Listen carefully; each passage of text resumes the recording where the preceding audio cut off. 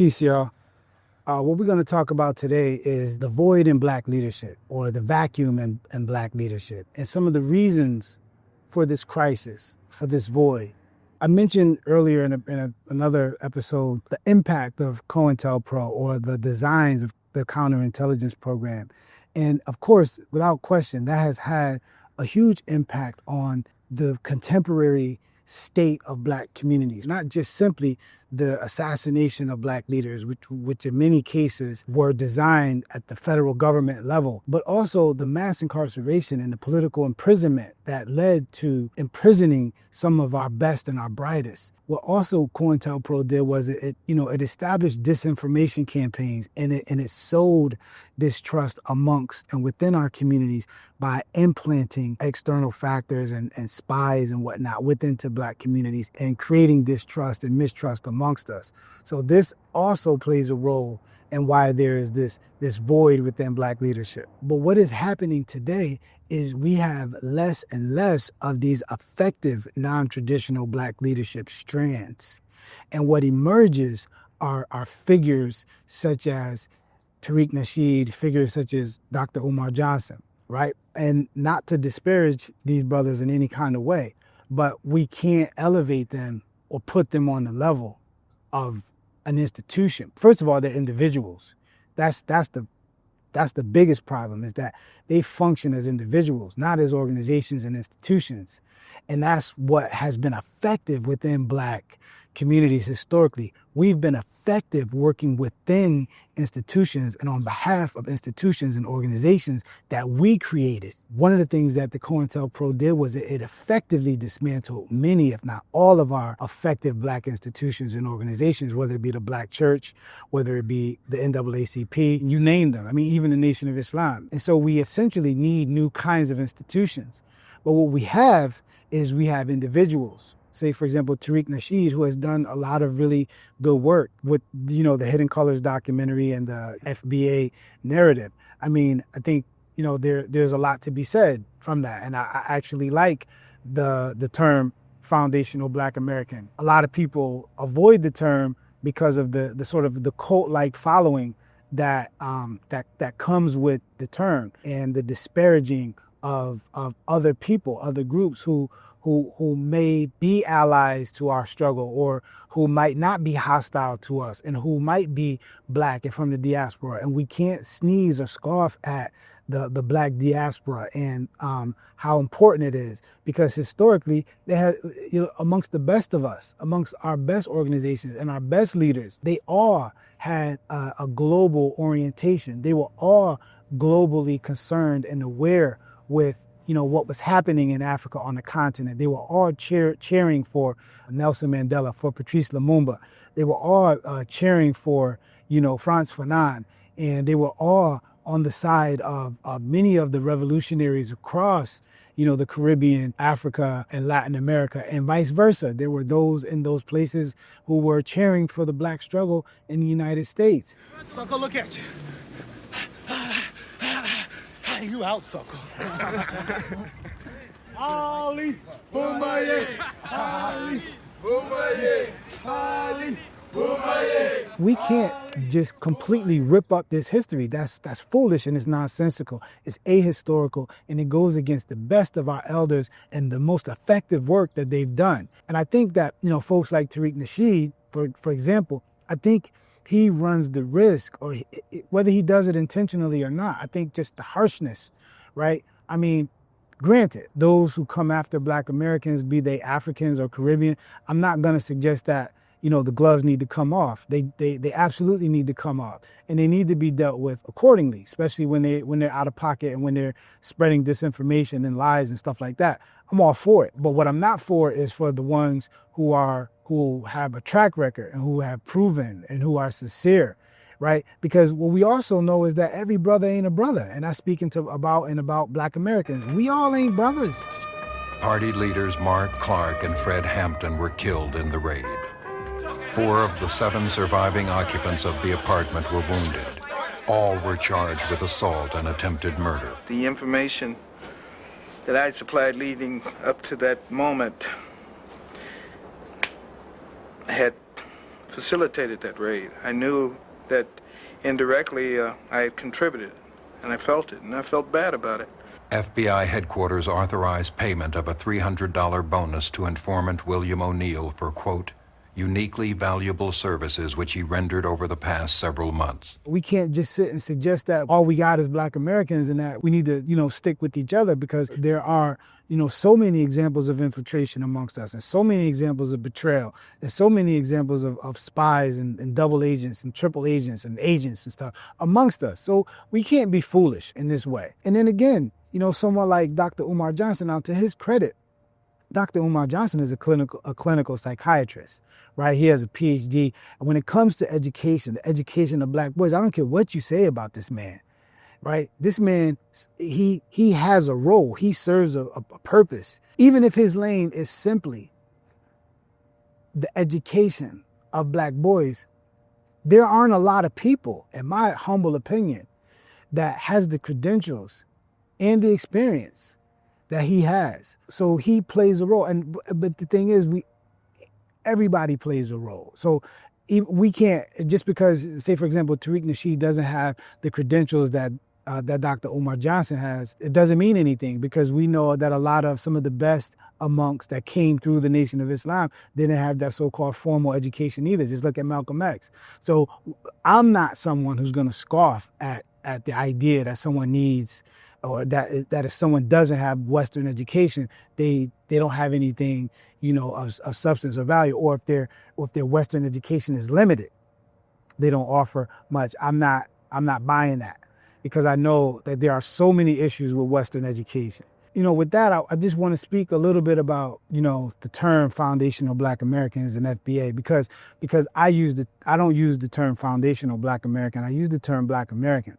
And the term Black American is old. It's an academic term, and it's an old term that's been in circulation academically as an academic discourse since the 1960s, right, 1970s, and it was used as a sociological term to describe Black people as a protest group. The term goes back to Julia Ann Cooper, born in North Carolina, PhD, a well-known educator. She used the term in the late 1800s, early 1900s. But then when we think about the term foundational Black American, granted, it doesn't come from the academic discourse. It doesn't come from academia, right? And I think a lot of people are shy away from it because of that. But I think there's a lot of utility in that term. And I think there's a lot of value in the term. So the term Black American, right, automatically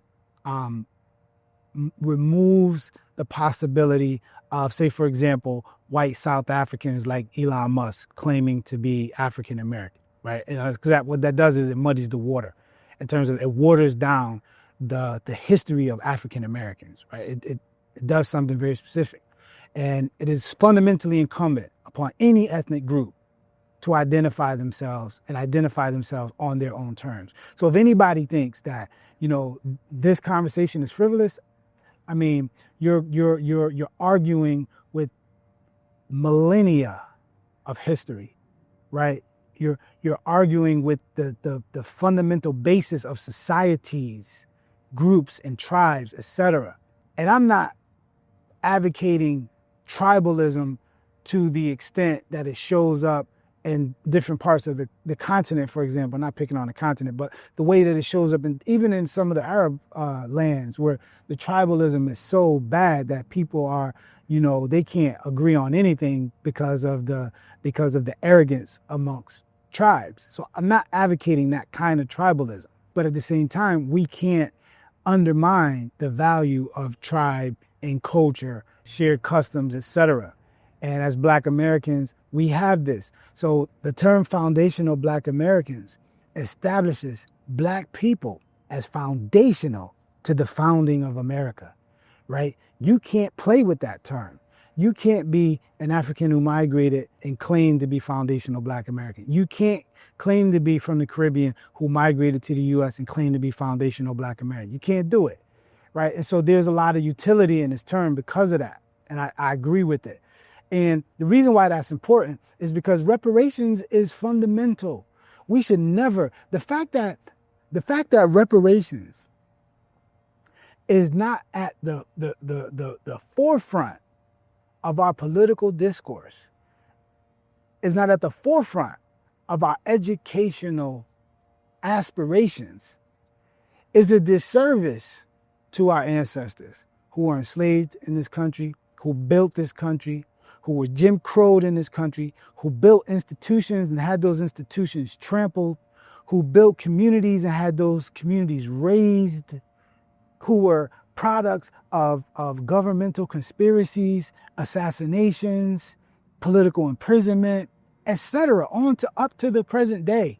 We just lost the brother H. Rap Brown, who later became known as Imam Jamil Alameen, right? We just lost this brother, man. This brother was a revolutionary. I say violence is necessary.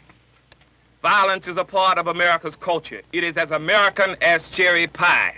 America used violence to secure her freedom, and they used us every time in a war to participate in violence to ensure her freedom. Each time a black church is bombed or burnt, that is violence in our streets.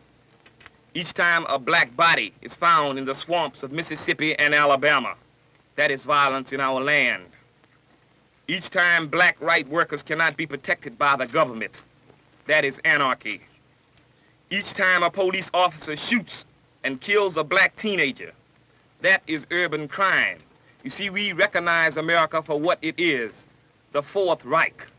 And we tell America to be on notice, because if you are gonna play Nazis, black folks ain't gonna play Jews. And he was set up and convicted for something that he didn't do and spent the rest of his life, 25 or so years in prison, and he just died in prison. And that man was innocent. So this is what we're dealing with.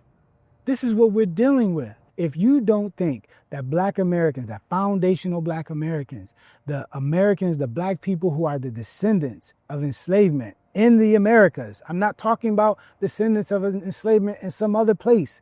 I don't live in another place. I live in America. My ancestors were enslaved in the United States, in the Americas. My ancestors, my mother was a product of Jim Crow and Jim Crow laws, and her mother, and on both sides of my family. And so if you think that reparations is not due to us, you are an enemy. And many of our elected officials who are black, who are also those who are part of this lineage, who are not advocating for it, who are not trying to fight for it, if they're not enemies, they're at least cowardly. Because there's no reason why we're not pushing for this. There's no reason why we're not fighting for this when we know that this is due and we know that it's old, and there are several precedents that we can stand on. And this is something that has to be taken up. And this is another reason why, when we look at the failure within our school system, I won't go into this too much, but when we look at the failure of our school systems, right, and we look at the intentional failure within black communities, at least my theory is that when you educate black people appropriately, and then they then go on to become lawyers and attorneys and physicians, which will eventually lead to them becoming politicians and statespeople who have a background in sociology and history and anthropology. And when we have these kinds of people, we make these kinds of arguments, right? You have some political clout. But if you dismantle that at the K through 12 level, the kindergarten through 12th grade level, and you turn black kids away from education, or you make them hate education, or you create environments and systems of education that don't align with who they are and make them want to turn away from education, we get these kinds of vacuums. The Crown Act, which prohibits discrimination or bullying based on your hairstyle, could become policy at Wake County schools. At Glorious Crown Hair Salons in Wake Forest, clients embrace hairstyles that express themselves and their culture. I went with the program, right? I wore my hair straight. I relaxed my hair. If I wanted to color my hair, I colored it. And that's just because they knew in the workforce you weren't going to be able to get a job if you wore your hair natural. Any of the, my colleagues who are educational leaders and researchers, I implore them, to call for more black educators, more black teachers, more black principals, right? And to fight for, like, this is like a fight for survival and for our future. But unfortunately, a lot of them are sleeping on this, or for whatever reasons, because I know many of them are brilliant, and I know a lot of them personally, right? Some of the, people within black communities who are helping to pass legislation about education of black students. I know some of them, and I know that they know better. And I just think that we collectively, I'm saying collectively as a collective, it's not just them, it's our politicians as well. Like, it has to be, we have to come at this through multiple angles. Otherwise we get loose individuals who emerge and who are charismatic and who can talk good. You know what I'm saying? We don't just need that. Right? We don't need that. We need organizations. We need them to be attached to some sort of organization with some infrastructure, with some financial backing, because that's how the civil rights movement became what it became. For me, this is a textbook example of counter or contemporary COINTELPRO practices, like disinformation and dividing us in ways that we see ourselves divided amongst as black men and black women. This is ridiculous. This is ridiculous.